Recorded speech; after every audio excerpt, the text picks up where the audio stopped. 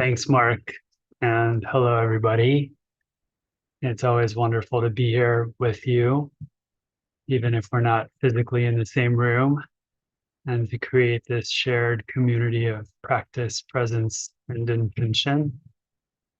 I'd like to offer a brief teaching today on interdependence, which is perhaps a word that you've heard used in the context of meditation or spirituality or in some other context or framework. But I want to provide us with a particular orientation to exploring how we might come to recognize our interdependent nature through the lens of this week's Torah portion. And so our friend Natalie Rushinoff will place in the chat a direct link to our source sheet today. And I will endeavor to screen share the sheet as well. And then we can jump right in. Okay.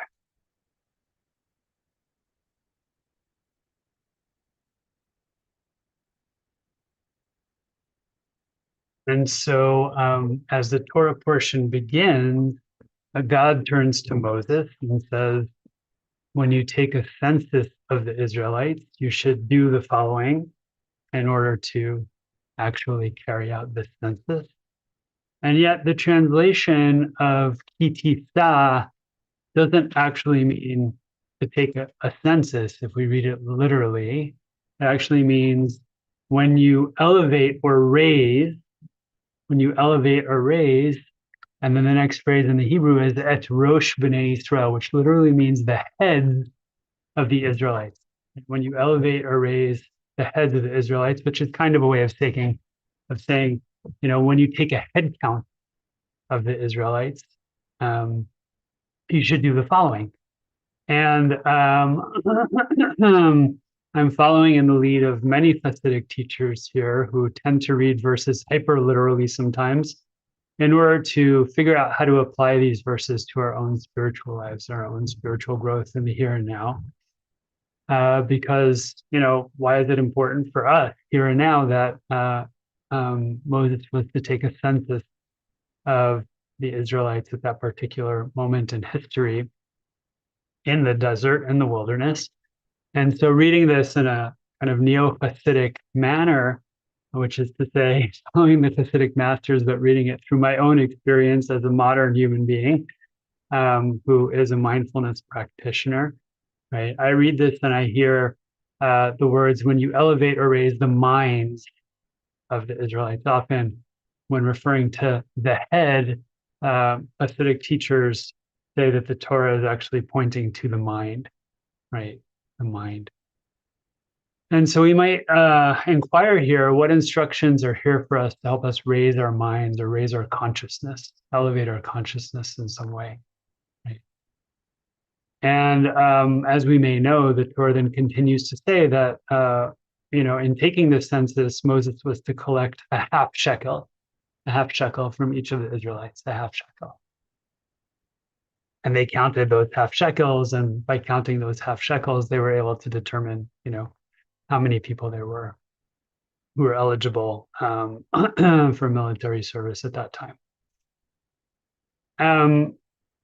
Reb Nassim Sternhartz of Nemirov, who was the Talmid Muvhak, or the principal student of Rabbi Nachman of Breslov, the great Hasidic master who himself was the great-grandson of the Baal Shem Tov, wrote this beautiful book called Likutei Halachot, which is actually a mystical commentary on Jewish law in the Shulchan Aruch.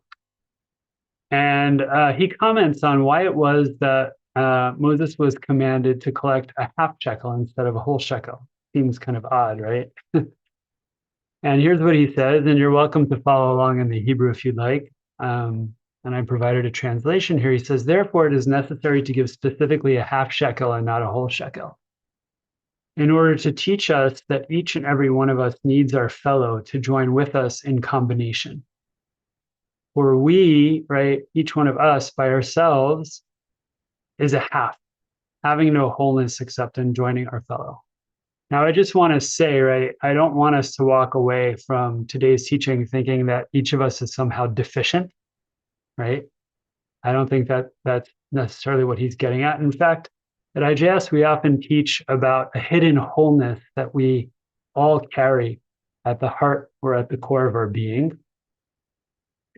And so I'll just suggest that at times, right, it can be helpful to think about how we exist in a state of mutuality, right, with others. That's essentially what he's getting at, right? That each one of us needs another human being, or perhaps many millions of other human beings, or at the very least, the human beings in our circle, in our community, right? In order to be sustained in this life, in order to feel whole. Although, of course, again, right, this is not meant to be an essentializing statement. He's not saying under all conditions and circumstances, we need another human being to feel whole. There's obviously times in our lives when we can feel whole and complete in and of ourselves. And yet, but he's pointing to the fact that we all exist in a state of mutuality or interdependence, which is to say that relative to me, right, each one of you is like my half shekel, right? Relative to my own half shekel net, right? Each one of you is like the complement to my own half shekel, which is to say, once again, that we exist in a state of mutuality and interdependence. We know, for example, that your out breath, right, will eventually become my in breath and vice versa. Right? My out breath will become your in breath because, right, the trees take in and the plants take in the carbon dioxide and transform it into oxygen that we all breathe. So right here, right now, right, in that regard, we exist in a state of mutuality or interdependence, right? We're not an island unto ourselves. And in fact, we couldn't even breathe without existing in a state of mutuality and interdependence. And that's just one small example, but actually in our practice, what we do is we observe carefully the ways in which we are a dependently or interdependently arising being, which is a direct foil to the myth that we are self-made people. Right. In fact, we exist in a state of interdependence. So in our practice today, we're going to work in that way to begin to notice the ways in which we exist interdependently, because there are actually a myriad of ways in which we exist interdependently. And perhaps what we might discover is that it's not just that we exist in a state of mutuality with other people, but actually that we exist in a state of mutuality or interdependence with the totality, with all that is, with the entire universe, in fact. So let's take a moment to settle in a way that might feel supportive, grounded, stabilizing, but at the same time also dignified, upright, alert. Because the posture of the mind will often follow the posture of the body. And of course, you can adopt any position or posture that you'd like. Lying down, sitting in a chair, sitting on the floor, on a cushion, standing up.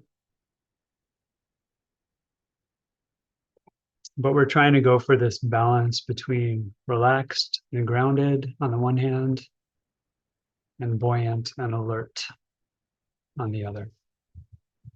And the eyes can remain open if you'd like, as you maintain a soft gaze, with the eyes somewhat downcast at maybe about a 45-degree angle, or you can close your eyes. And I want to invite you as we begin to find an anchor, and that anchor can be the rising and falling of your breath, if that feels like a stabilizing home base for you.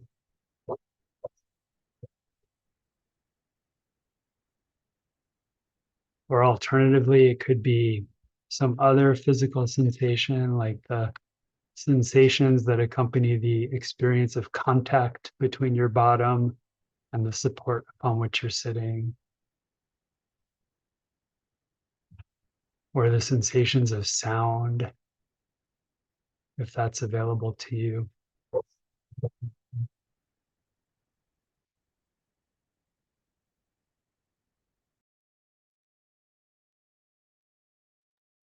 And of course, without a great deal of mind training, it's likely that our minds will wander,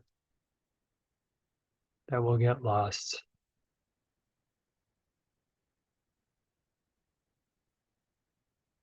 And so the instruction is very simple, though not always easy to do. When we notice that we've been lost, we just gently acknowledge thinking or wandering or remembering or planning, and then we gently redirect our attention back to our anchor. And all of this is really in order to help us begin to cultivate a quality of attention that's more settled and more stable, which then makes the mind more serviceable as we seek to cultivate insight.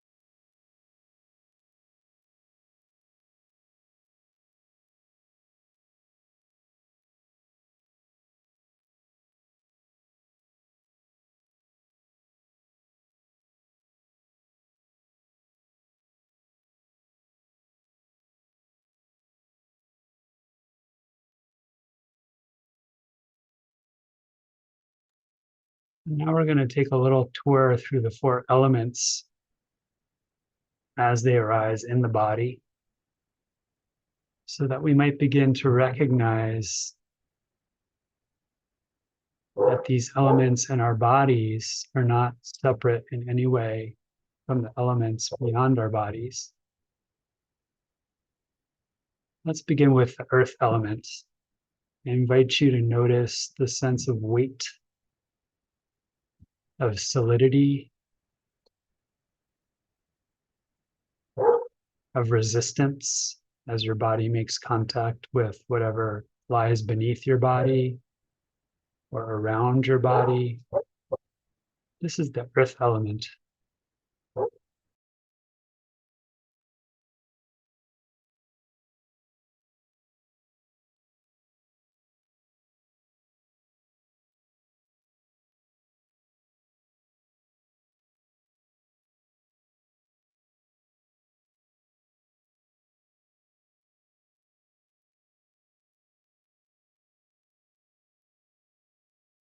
And if the mind wanders off, when you notice that that's the case, with a friendly smile and a sense of persistence that's very gentle at the same time, bring your attention back to the earth element. And as you do, you can become aware of the fact that the earth element in your own body is inseparable from the earth element in the world. The mountains, the valleys,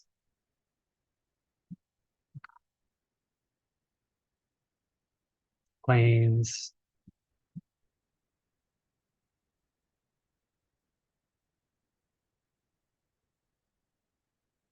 all of those aspects of the earth that are solid,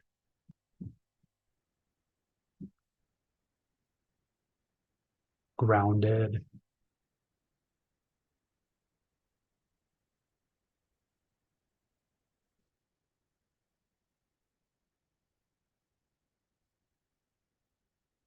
And one day at the end of our lives, this earth element in the body will return to the earth element from which it came. Become one once again with the earth element beyond the body.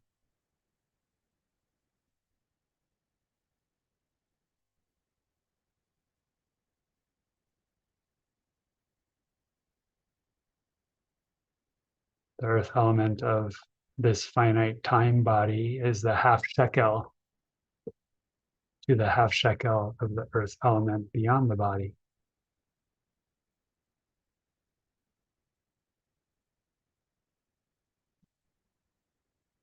And by recognizing this, we raise our consciousness, we raise our minds.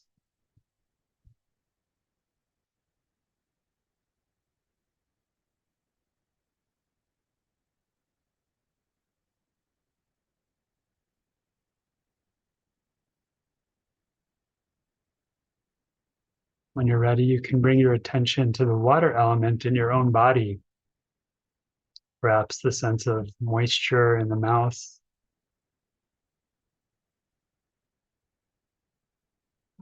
fluidity, cohesion.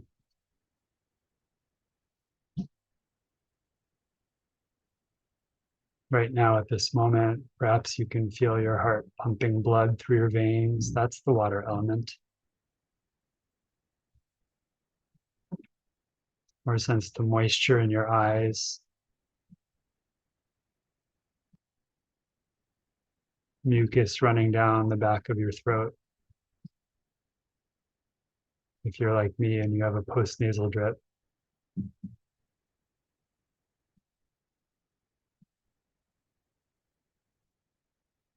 urine, synovial fluid.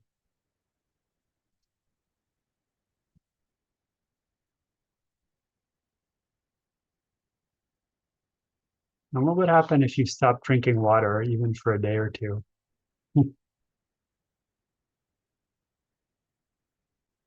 We exist in a state of interdependence with the water element out there in the world, which turns out not to really be out there, but actually in here too. There's a continuum of interdependence, of interbeing, if we want to use the words of Zen master Thich Nhat Hanh.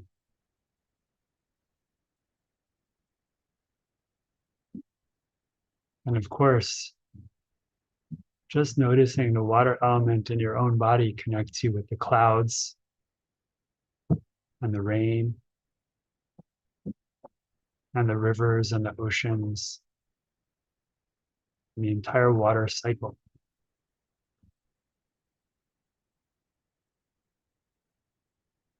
All cycling through you in this moment.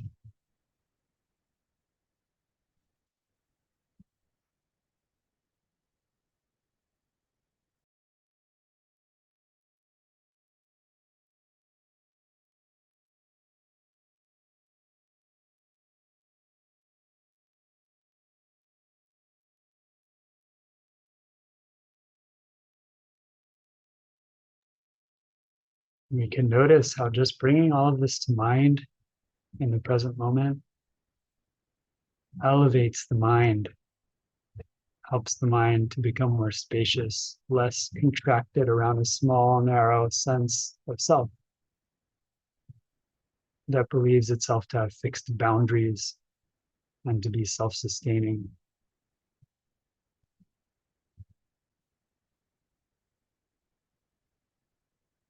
You can notice what happens in the heart too.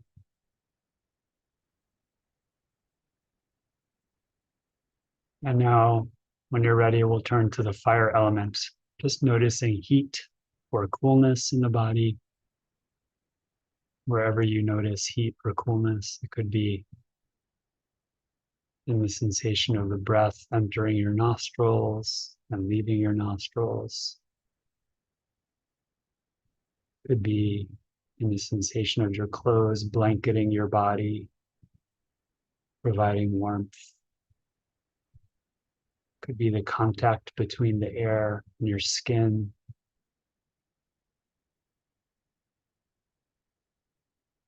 This element is also associated with combustion and digestion.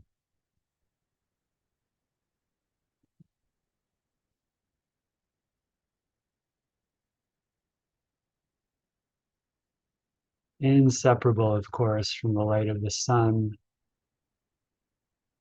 and all of the fire and heat out there in the world.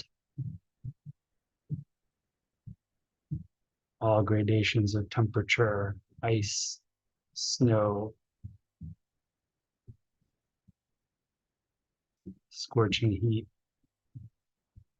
spring warmth, inseparable, like two halves of the same coin.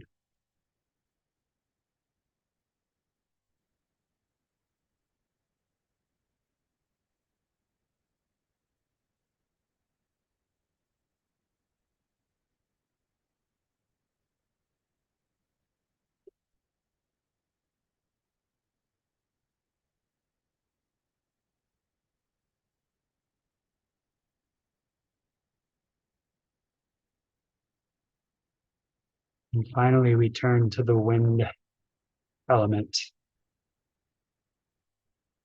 becoming aware of the breath, if that feels comfortable for you.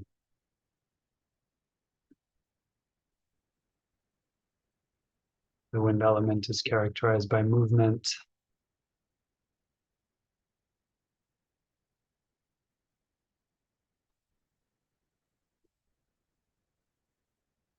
expansion and contraction.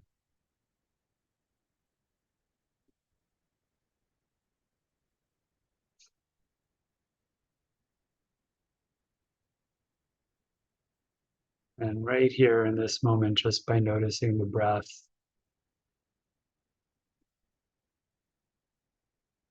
we can come to recognize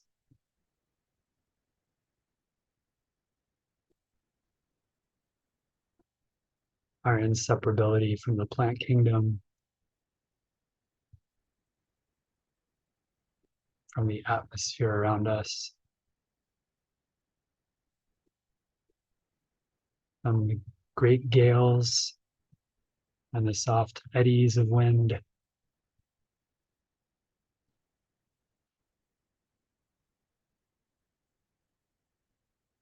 from the sharav and the chamsin, the hot air that flows through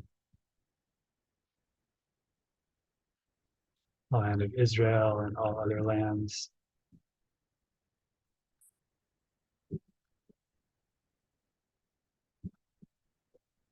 The wind inside of us existing as a half shekel relative to the wind beyond us. And the whole physical structure of our being, the entirety of the body and its four elements existing in a state of inseparability, mutuality, interdependence with all that is on this physical plane.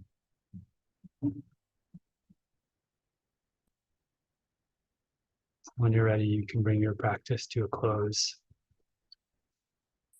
Wiggle your fingers and your toes. If you're able to do that, or stretch in whatever way feels nourishing, yummy. Or give yourself a little massage, skin to skin, hands to the face, or hands to the hands, or any other place in the body.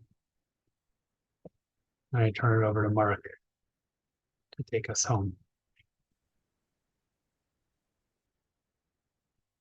I think we're actually there already. Thank you so much, Sam. It was beautiful. And friends, we seal the practice by inviting any of you who are in mourning, observing your site, if it's your custom to join in the mourner's Kaddish. And we hope that if you're not reciting Kaddish, that you'll stay present to support those who are, create this container of compassion and support for our mourners who are invited to share the name or names of anyone you're honoring today. You can put their names in the chat now. You can do it after we recite Kaddish.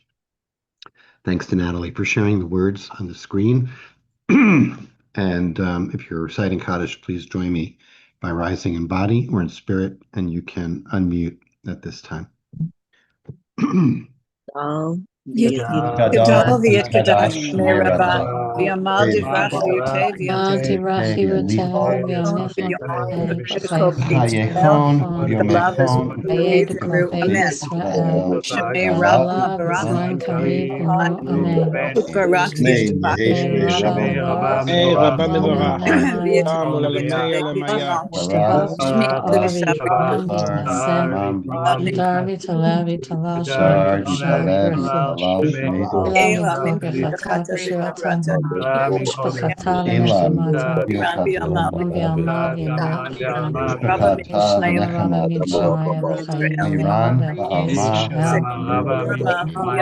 Shalom, Aleinu V'Kol Yisrael, V'Kol Yoshvei Teva. Amen. Aleinu, Kol Yisrael,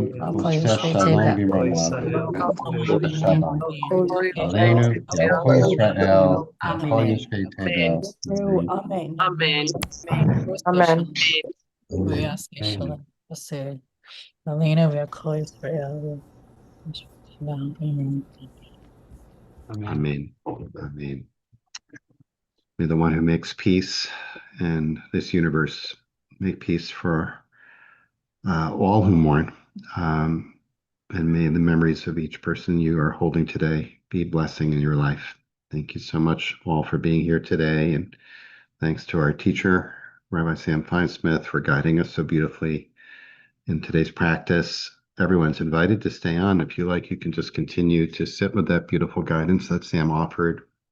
You can turn the sound off on your device and give yourself the gift of a little bit extra time for your own practice with the support of this community, where you can join us for a conversation about the teaching and share your reflections on your experience with the practice, or raise a question if you like.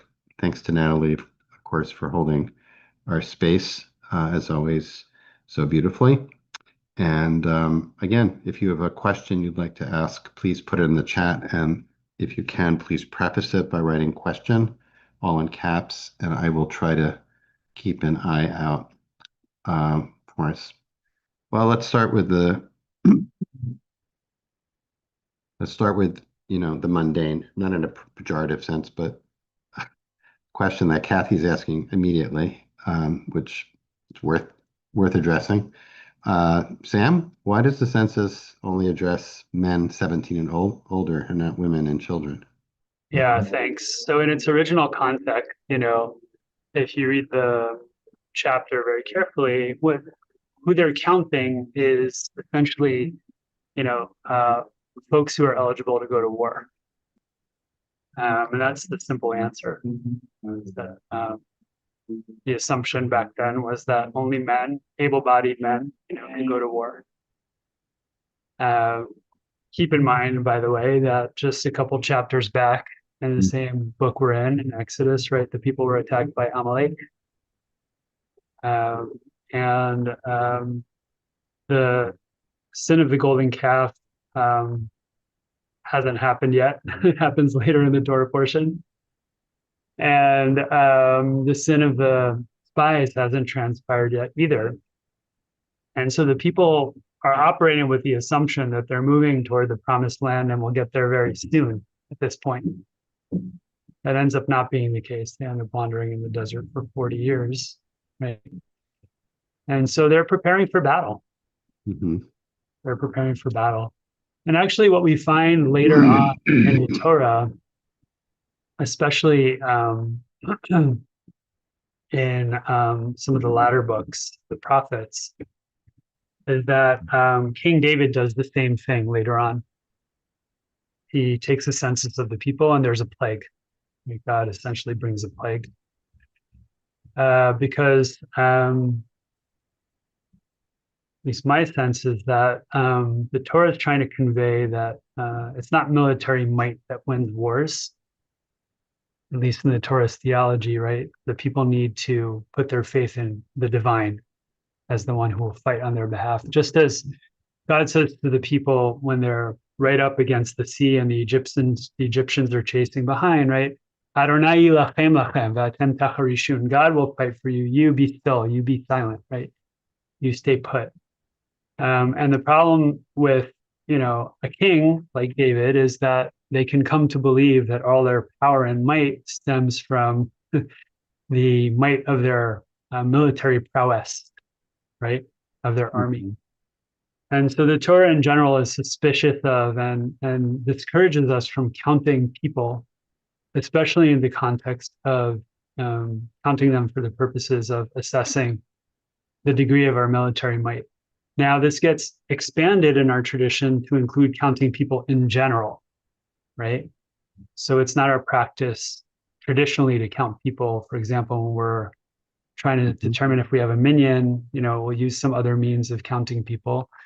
And the commentators say that the reason the half shekel was used was to kind of displace, the potential harmful effect of counting the people onto the money.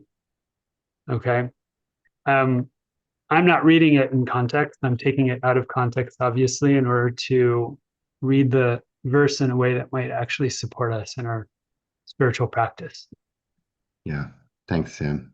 Yeah. Beautiful. That's a beautiful explanation. It's occurring to me, those of you who were here yesterday for the sit with David Gottlieb, I feel like there's some resonance between this teaching in terms of the paradox of separateness and connection, of duality and non-duality that this offers us. Like, we really appreciate it. And when you started by talking about interdependence, and this brought this beautiful teaching for us, my first thought was, oh, this maybe because I had just said we're coming up on our 6th-year anniversary of the Daily Sit, and I was thinking about that sense of connection that we experience, as you said, when we gather to practice, even virtually, right? Even more so when we're in person. And then you said there are myriad ways we can experience interdependence. And I loved this guided tour through the elements and realizing, oh yeah, right. So profoundly connected. How could you deny this? And also, I really want to encourage people to share in the chat if you followed along on the tour and came through the other end of the tour, how that felt for you in your body. Because I know for me, I felt definitely a greater sense of ease and a little bit of a relief from anxiety, which stems from that sense of separateness and awareness. Yesterday it was about really impermanence, coming to awareness of that which is eternal through awareness of impermanence, through breath. That was David's teaching yesterday about the ephemeral nature and unique nature of each breath and how it comes and goes. And it's through awareness of that we can come into contact with the ocean of profound interconnectedness that you brought us into today. So I don't know if you want to share anything on that, Sam, but I think there's something, first of all, I love paradox, as you know. It's often comes up here.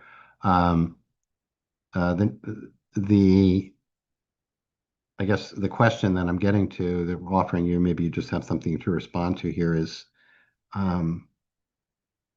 how do we preserve both parts of the paradox? That is, it could be easy to say, oh, right, well, ultimately we all dissolve back into the one. So, and there could be this tension, I think, between, it's not spiritual bypass necessarily, but it is sliding into the bliss of being at one, right, with the universe and touching into that, and then coming back into the world of duality. So I guess the question I'm coming to, as I formulate it in a very long-winded way, is how do we hold both parts of that paradox of, and I know, and people are probably aware that you had, a recent major loss of your mother and are, in Avelut, in this, in your own personal mourning right now, and, very much aware of temporality of life, etc. Yeah, thanks. It's a great question. The first thing I just want to say is that interdependence doesn't always indicate bliss. Right. I exist in a state of interdependence with my mother, right? Mm-hmm. Or I did exist in that state of interdependence. I would say I still do, right? Because, what happened in the past doesn't just kind of stay in the past. It impacts who we are today. The person I am today is was profoundly shaped, obviously, by many conditions, but certainly by the influence of my mother throughout my life. And that can really hurt, right? Interdependence doesn't only mean that I'm blissed out because my mind is now expanded. It also means I feel all the pain, Mm-hmm. the loss, and the grief, And if I'm really sensitive and I'm paying attention to my own heart, and I don't just distract myself or tune out or go looking for some, something to soothe the spasms of my heart. When I listen to the news and I hear about someone being shot or a war or whatever's happening, it doesn't just kind of flip off of me like it hit Teflon. It makes a deep impression in my heart. That's also part of this mutuality, you know. Um, and so that's the first thing I want to say. And what I would suggest is that if we're only experiencing bliss in our recognition of interdependence, right, we're not really holding the whole picture, the full picture.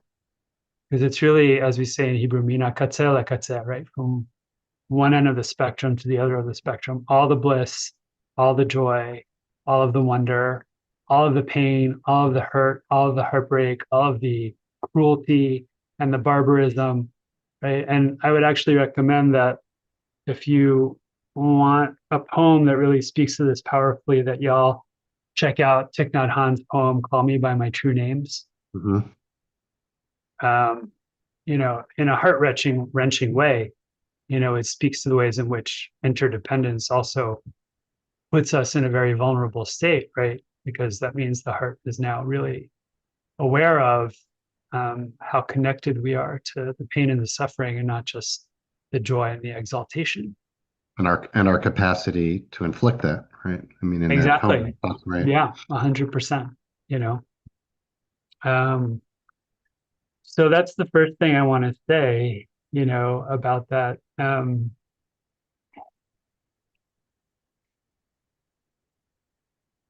I feel that because of that, right, that's one of the reasons why, for me in my own life, I noticed that my mind tends to construct this sense of being kind of an island, right, a self-sufficient kind of being or person or ego, right, that is kind of hermetically sealed off from the world and, kind of exists in a state of kind of self-perpetuation. It's obviously an illusion, right? But many of us share this illusion. And my sense is that one of the reasons that I go to that place kind of reflexively, habitually, is because it's interdependence can really be profoundly painful, which is why even as we develop the wisdom of recognizing our interdependent nature, we also need to develop tremendous compassion at the same time. Mm-hmm. Right? It's not just developing this clarity of insight, which is what the wisdom's all about, right? Knowing the way things really are, but it's also developing the heart's capacity to hold the pain without buckling. Mm-hmm. Right? And so what I would say is that it's very important to have these two wings in our practice of wisdom on the one hand, cultivating clarity, insight, getting a sense of the way things really are as opposed to, right, how we imagine them to be. And at the same time, really developing a compassionate heart, right? Because if you just develop the wisdom aspect of your practice, you're likely to become assailed by all of the pain that then floods in, And we don't want to be assailed by all that pain because we want to be engaged in the world in a meaningful, transformative, and supportive way, right? So I would say like a sister practice to this would be really cultivating a profoundly compassionate heart. And there's many thousands of ways to do that, both in our tradition and beyond. But my sense is that the two are really needed, right? And if you focus on cultivating a compassionate heart, but you don't develop wisdom, your compassion is likely to be narrow and also probably given only to a small circle of people, right? As opposed to recognizing that every single sentient being in the world and beyond, is deserving of the utmost compassion and care. Because their suffering is not separate from our suffering. Well, those last 2 minutes, what you just shared there, I think there's so much wisdom in that. And it's, what's making me think about, Sam, is we're not there yet in Torah, but when we get to the Holiness Code and V'ahavta l'reacha kamocha, love your fellow as yourself, I'm thinking about that teaching of Rabbi Shmulka of Nikolsburg, who says, that, which is along the same lines of love as yourself means to become aware that your fellow, the other is yourself. And it combines what you just said, because it's about not just becoming aware of that, and it provides that analogy of like, if you hit your hand, would you like cut your hand off to punish yourself for it? You would have compassion for it. So that sense of interconnectedness and compassion is essential and fundamental. It In the is. minute we It is. have, do you, is there a distinction between interdependence and interbeing, which, you brought? No, I think they're just, different words to describe the same thing, essentially. Mhm, mhm. Um, yeah, and I realize there's one more thing I just want to say about this, which is that a recognition of our interdependence doesn't obliterate each person's uniqueness, right? Each half shekel still retains its individual shape and form, right? And it doesn't obliterate our agency and our capacity to show up in the world uniquely as ourselves, right? But it does acknowledge, a wholeness that's greater than the sum of its parts, even as it doesn't obliterate or eviscerate each of the parts. Yeah, I think that's one of the great spiritual teachings that we've got from our tradition here about the equality, the absolute equality and uniqueness of each part and the essential aspect of each part. Sam, Yeah. this was really a gorgeous offering today. Thank you so much.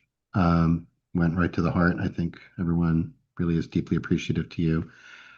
Program note, people. Sam will be back next week on Tuesday. So part 2, the sequel. We'll see what you have in store for us then. Thanks to Natalie for holding us together and in our interdependence today, and each of you for playing your role, your unique, essential role in making this possible. Grateful to each and every one of you for bringing your special selves today. So we hope to see you tomorrow. We'll be sitting into Shabbat with Rabbi Shir Meir Fight tomorrow. Very much look forward to that. For those who won't join us, an early Shabbat Shalom, but we hope to see you tomorrow at our usual time. Many blessings, everyone. Take